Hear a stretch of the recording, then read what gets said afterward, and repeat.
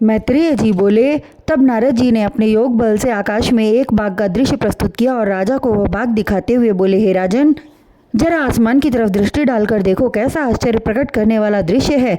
नारद जी के वचन सुनकर राजा ने अपने नेत्रों को ऊपर की दिशा में उठाकर देखा तो फल फूलों से लदा हुआ एक सुंदर बगीचा दिखलाई दिया। उस बगीचे में 4 द्वार थे तथा एक हिरण चौकड़ी भरता हुआ उसमें स्वच्छंद विचरण कर रहा था। कुछ देर बाद बगीचे के पास एक बहेलिया आया और हिरण को देखकर उसे पकड़ने के उद्देश्य से बाग के एक द्वार पर जाल बिछा दिया, दूसरे द्वार पर आग लगा दी, तीसरे पर शिकारी कुत्ते बिठा दिए और चौथे द्वार पर स्वयं हाथ में तीर धनुष लेकर जा बैठा। किंतु फिर भी वह हिरण आनंदपूर्वक घास चर रहा था एवं कुलांचे मार रहा था। ऐसा आश्चर्यजनक दृश्य देखकर राजा प्राचीन महिषी ने आश्चर्य व्यक्त करते हुए कहा, हे देवर्षि, यह कैसा आश्चर्यजनक दृश्य है। हिरण को मारने का बहेलिये ने पूरा प्रबंध किया है, फिर भी हिरण निर्भय होकर इधर चर रहा है, उसे अपने प्राणों की चिंता नहीं जो इस तरह घास चर रहा है। यह सुनते ही नारद जी हंसते हुए बोले, हे राजन, तुम्हारी भी तो यही गति है।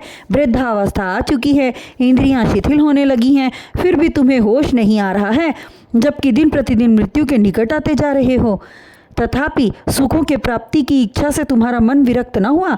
नारद जी के वचनों को सुनकर राजा प्राचीन महिषी का अंतर्मन कांप उठा और उनके चरणों पर अपना मस्तक पटकते हुए बोले, हे भगवान, आपने मुझ पर बहुत बड़ी कृपा की, जो मुझे संसारी माया में लिप्त हुए प्राणी को माया मोह के कष्टदायी बंधन से मुक्त करके सन्मार्ग दिखाया, अन्यथा मैं अपनी संपूर्ण आयु यूं ही व्यर्थ ही में गवा देता।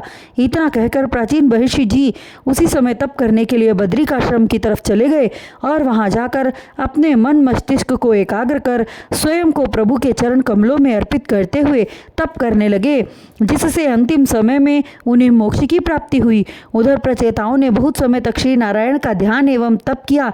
तब श्री नारायण अपने चतुर्भुज रूप में प्रकट होकर उन्हें वरदान देते हुए कहा, हे प्रचेताओं, तुम लोग गृहस्थ आश्रम का सुख भोगने के पश्चात मुक्ति पद को प्राप्त होगे। यह कहकर प्रभु अंतर्ध्यान हो गए। तब प्रचेता लोग श्री नारायण के वचनानुसार घर के राह पर चल पड़े। घर आते समय उन लोगों ने देखा कि वन उपवन एवं नगर जो उनके घर से प्रस्थान करते समय बसे हुए थे, सब उजड़ गए, गांव के गांव खंडहर हो गए। यह देखकर प्रचेताओं ने विचार किया कि वन देवताओं ने हमारे राज्य को उजाड़ दिया। यह कहते हुए उन्होंने अत्यंत क्रोधित होकर वनों की तरफ प्रचंड दृष्टि डाली। उनकी दृष्टि पड़ते ही पल भर में वन जलकर स्वाहा हो गए। वन देवताओं ने ब्रह्मा जी के पास भागकर अपनी प्राण रक्षा की और अपनी सहायता की पुकार करने लगे। ब्रह्मा जी ने चंद्रमा को आज्ञा दी। तब चंद्रमा ने जाकर प्रचेताओं से कहा, हे प्रचेता लोग, आप सभी ने 10,000 वर्ष तक कठिन तप किया, क्या इतने काल तक राज्य एवं नगर आदि पूर्वत बने रहेंगे? यह विचार कर आपको निरपराधों पर क्रोध नहीं करना चाहिए था।